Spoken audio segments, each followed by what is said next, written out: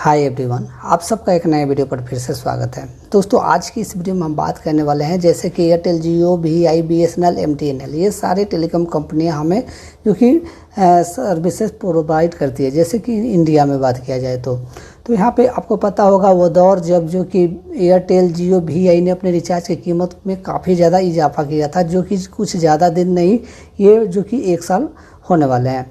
जैसे कि बात किया जाए तो ये जो जुलाई 2024 में टेलीकॉम कंपनियां जो एयरटेल, जियो, वी.आई. थे वो अपने रिचार्ज की कीमत में वृद्धि की थी, लेकिन वहाँ पे बी.एस.एन.एल ने अपने किसी भी रिचार्ज के प्लान की कीमत में वृद्धि नहीं की थी। तो उस टाइम बी.एस.एन.एल में काफ़ी लोग जो कि जुड़े और साथ ही साथ जो एयरटेल, जियो, वी.आई. से छोड़ करके बी.एस.एन.एल में गए, वो रिचार्ज प्लान के सस्ता को देखते हुए गए थे। लेकिन काफ़ी जो कि लोग फिर से अपने निजी कंपनी में लौट आए, यानी कि जो एयरटेल से गए थे बी.एस.एन.एल में वो एयरटेल में आ गए, जो जियो से गए थे बी.एस.एन.एल में वो जियो में आ गए, जो वी.आई. से गए थे और जो कि बी.एस.एन.एल में वो फिर से वी.आई. में आ गए या अदर ऑपरेटर जो कि चुन के आ गए। लेकिन अब यहाँ पे बात फिर से आ रही है कि अब यहाँ पे जो निजी कंपनियाँ यानी कि एयरटेल, जियो, वी.आई. जो कंपनियाँ ये अपने रिचार्ज की कीमत में वृद्धि करने वाली हैं, और साथ ही साथ हम आपको ये भी बताएंगे क्या इस बार जो कि बी.एस.एन.एल अपने रिचार्ज की कीमत में वृद्धि करेगी या नहीं करेगी, और एम.टी.एन.एल अपने रिचार्ज की कीमत में वृद्धि करेगी या नहीं करेगी, और जो भी कंपनी निजी कंपनी एयरटेल, जियो, वी.आई. है अपने रिचार्ज की कीमत में कितना वृद्धि करने वाली है, यानी कि कितना रिचार्ज प्लान महंगा करने वाली है, इसके ऊपर बात करेंगे। ठीक है। और साथ ही साथ मैं आपको बता दूं कि यहाँ पे अगर बात किया जाए तो उस टाइम इतना जो कि ज़्यादा रिचार्ज प्लान की कीमत बढ़ाए थे, जिसमें 100 रुपये एक रिचार्ज प्लान की कीमत में एयरटेल ने जो कि वृद्धि की थी। जैसे कि एक मोस्ट पॉपुलर प्लान की बात किया जाए तो उस टाइम एक प्लान था 479 रुपये का, जिस प्लान को डायरेक्ट जो कि यहाँ पे एयरटेल ने 579 रुपये के उस प्लान की कीमत को कर दिया, और सारे जो भी बेनिफिट था वो सेम बेनिफिट देखने को मिलता था। ठीक है। लेकिन बी.एस.एन.एल की बात की जाए तो बी.एस.एन.एल अपने किसी भी प्लान की कीमत में अभी तक वृद्धि नहीं की है। हालांकि देखा जाए तो होली पे, दीपावली पे या किसी भी फेस्टिवल पे ये अपने ऐसे प्लान जो पहले से एक्टिव है बी.एस.एन.एल में, उस प्लान के जो वैलिडिटी है उस वैलिडिटी को जो कि बढ़ा करके ऑफर में प्रोवाइड करती है, और उस टाइम लोग काफ़ी जो कि रिचार्ज प्लान कराते हैं। तो फिलहाल हम यहाँ पे जानेंगे एयरटेल और जियो और वी.आई. के बारे में, और साथ ही साथ बी.एस.एन.एल के बारे में भी कि कितना प्लान के में जो कि इजाफा होने वाला है और ये कब तक होने वाला है। तो नमस्कार दोस्तों, मैं पंकज शर्मा, आपका मेरे चैनल पे बहुत बहुत स्वागत है। चैनल पे नए तो चैनल को सब्सक्राइब करके बेल आइकन को प्रेस कर लें। तो चलिए चलते हैं अपडेट की तरफ और आपको बताते हैं कि क्या अपडेट निकल के आ रहा है और कितने प्रतिशत की वृद्धि होने वाली है। तो सबसे पहले हेडलाइन की बात करें तो करोड़ों मोबाइल यूजर्स को फिर लगेगा बड़ा झटका, और इस महीने से महंगे हो सकते हैं रिचार्ज प्लान। तो करोड़ों जो यूजर्स हैं जो भी टेलीकॉम कंपनी के, चाहे एयरटेल के हों, जियो के हैं, बी.एस.एन.एल के हैं या जो कि वी.आई. के हैं, इन सब का जो कि अब यहाँ पे फिर से जेब ढीले होने वाली है, यानी कि इनके ऊपर और भी सारे जो कि अब रिचार्ज प्लान की कीमत देने होंगे। वैसे भी निजी कंपनी अपनी मनमानी अभी कर रही है, क्योंकि उनको टक्कर देने के लिए कोई दूसरी कंपनी अभी अवेलेबल नहीं है। अगर बी.एस.एन.एल की बात करें तो बी.एस.एन.एल वैसे ही अभी चौथे नंबर पे है, जो कि अभी टक्कर नहीं दे पा रही है। हालांकि सर्विसेज जो कि बी.एस.एन.एल के अभी बहुत ही अच्छे नहीं हैं, लेकिन रिचार्ज प्लान की कीमत की बात करें तो मिनिमम देखा जाए तो रिचार्ज प्लान सही है बी.एस.एन.एल के। लेकिन अगर निजी कंपनियों को देखा जाए तो ये काफ़ी महंगा रिचार्ज प्लान करके रखे हैं। ठीक है।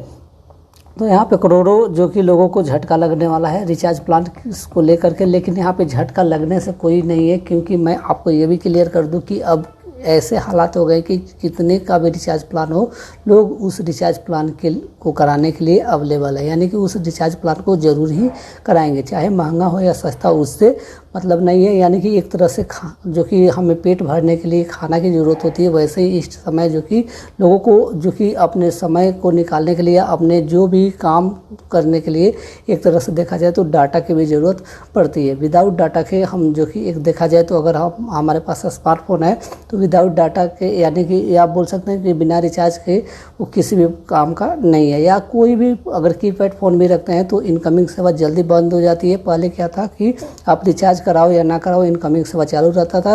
लेकिन यहाँ पे जब से निजी कंपनियों ने अपने मनमानी चालू की, तब से यहाँ पे ये भी देखने को मिलता है कि आपके 3 से 4 दिन के बाद जो कि जो इनकमिंग सेवाएं हैं, वो इनकमिंग सेवाएं यानी कि मैसेज आना, कॉल आना, ये सारे बंद हो जाते हैं अगर आपके नंबर पे जो कि कोई भी रिचार्ज प्लान नहीं रहते हैं।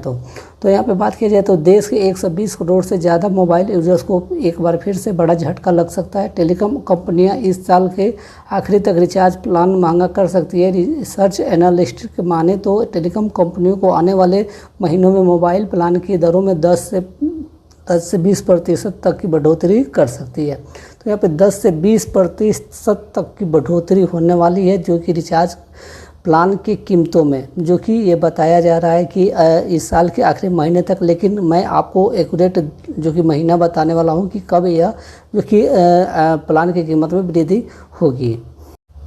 आगे बात किया जाए तो यहाँ पे यह टेलीकॉम कंपनियों द्वारा पिछले 6 साल में चौथा बड़ा प्राइस हाइक होगा। यानी कि यहाँ पे देखा जाए तो 6 साल में यहाँ पे चौथा बार जो कि यहाँ पे भी जो कि सारी टेलीकॉम कंपनी अपने रिचार्ज प्लान की कीमत में वृद्धि करेंगी।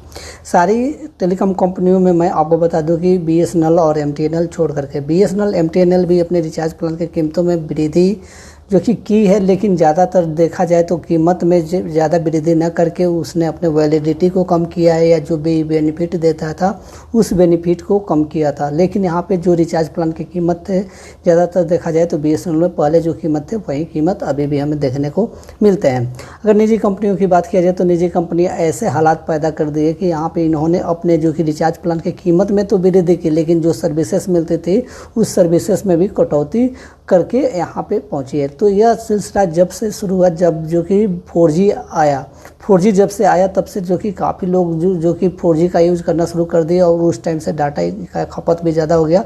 और यहाँ पे जिन्होंने जो भी 4G के लिए अपने खर्च किए थे, जो भी टेलीकॉम कंपनियां निजी कंपनियां, उसके वसूल के लिए आज तक यह जो कि अपने रिचार्ज प्लान की कीमतों में वृद्धि करते आ रहे हैं और इस पे किसी भी प्रकार का कोई भी रोक टोक भी कोई नहीं कर रहा है। ठीक है, तो यहाँ पे हम बात करते हैं तो यह जो कि इससे पहले पिछले साल जुलाई में निजी टेलीकॉम कंपनियों ने अपने मोबाइल प्लान के दरों में 25% तक की वृद्धि की थी। जैसे कि मैंने आपको पहले ही बताया था कि जुलाई के 2024 में इन्होंने अपने रिचार्ज प्लान की कीमत में वृद्धि करी थी। ठीक है, तो यहाँ पे हम आगे की तरफ चलते हैं तो देखा जाए तो 10 से 20% जो कि महंगे होंगे प्लान। तो जो भी प्लान है यह 20 जो कि 10 से 20% तक होंगे, लेकिन उस टाइम देखा जाए तो हो सकता है कि इससे ज़्यादा भी हो जाए।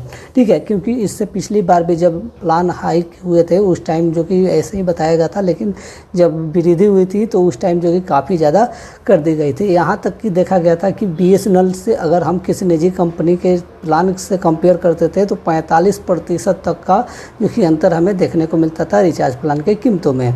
बात किया जाए तो मनी कंट्रोल की रिपोर्ट के मुताबिक माने तो टेलीकॉम इंडस्ट्री के एनालिस्ट का मानना है कि टेलीकॉम कंपनियां इंफ्रास्ट्रक्चर पर जो कि बड़ा निवेश कर रही है, साथ ही रेगुलेटरी ज़रूरतों को पूरा करने, लाइसेंस आदि में भी किए गए खर्च की वजह से टेलीकॉम कंपनियों पर फंड का दबाव बन रहा है। आगे बात करें तो यहाँ पे जो कि हाल ही में वोडाफोन आइडिया ने अपने 36,950 करोड़ रुपए के स्पेक्ट्रम बकाये को इकट्ठी जो कि यहाँ पे कन्वर्ट करने की मांग कर रही है। और यहाँ पे इस तरह के वोडाफोन आइडिया से सरकार का शेयर जो कि 22.6% से बढ़ करके यहाँ पे जो कि 49% तक पहुँच जाएगा। और एनालिस्ट का कहना है कि हम इस साल नवंबर-दिसंबर तक टैरिफ में 10 से 20% तक की बढ़ोतरी की उम्मीद रखते हैं। तो यहाँ पे नवंबर-दिसंबर नहीं है, जो कि बढ़ोतरी देखा जाए तो अगस्त तक होना निश्चित है। अगस्त तक जो भी रिचार्ज प्लान की कीमत है उस रिचार्ज प्लान की कीमत में वृद्धि कर दी जाएगी।